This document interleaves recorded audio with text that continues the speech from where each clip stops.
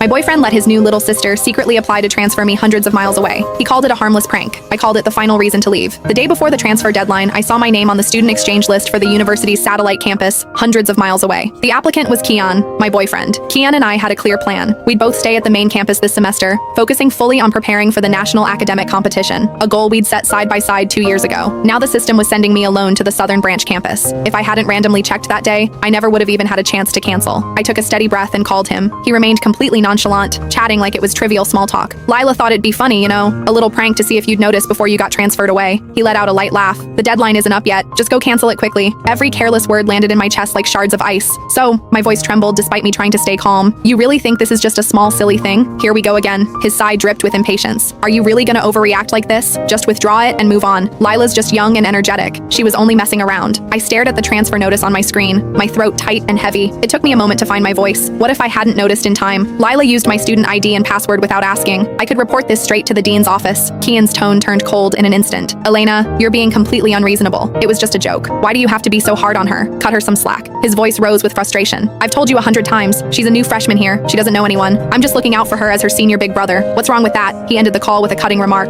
Fine. If you're gonna report her, you might as well report me too. The line went dead. The harsh dial tone drilled into my ear, leaving me frozen in my chair. My shocked reflection stared back from the dark phone screen, and the quiet hum of the library around me faded into hollow silence. I'd known Kian since high school, 5 years total, 4 years as his girlfriend. He was the upperclassman who'd guided me through my awkward first days of college. I still remembered hiding alone in a library study carrel freshman year, crying from homesickness, until he found me. He sat with me quietly, talking me through the pain with a gentle warmth that had calmed my whole heart. I remembered the homecoming dance sophomore year, when a senior girl kept clinging to him. I'd walked straight over, slipped my arm through his, and claimed him without hesitation. The way he'd looked down at me then, eyes crinkling into a soft smile. Later that night, under a thin sliver of moon, he'd asked me to be his girlfriend. 5 years had woven him into every part of my life. Everyone on campus called us the golden couple, destined to walk the same path forever. Now this cold digital notice felt like the punchline of a joke I'd never agreed to be part of. My mouse hovered over the withdraw button, yet an invisible gap kept me from clicking it. One simple click could fix everything, smooth over this mess, let life go back to normal. But Kian's careless words echoed in my head. She was only messing around. Are you really gonna make a big deal out of this? It was the final straw. A deep, bone-deep weariness washed over me, drowning every ounce of fight left. Suddenly, none of it mattered anymore. I didn't even have the strength to lift my finger and click the button right in front of me. A soft tap on the study room door pulled me out of my daze. I looked up to see Lila standing outside, catching my eye and tapping again, signaling me to come out. I pushed the door open, a cool hallway breeze brushing my face. She stepped forward slightly, voice sickeningly sweet. Elena, hi. Hope I'm not bothering you? She tilted her head, putting on a perfect act of innocent naivety. I was just talking to Kian about joining student government, and he seemed a little down, said he needed to go get some fresh air. She paused, watching my reaction closely, a faint smug curve playing at her lips. So I wanted to ask you, is it okay if I go with him? Her words sounded polite and considerate, like she was genuinely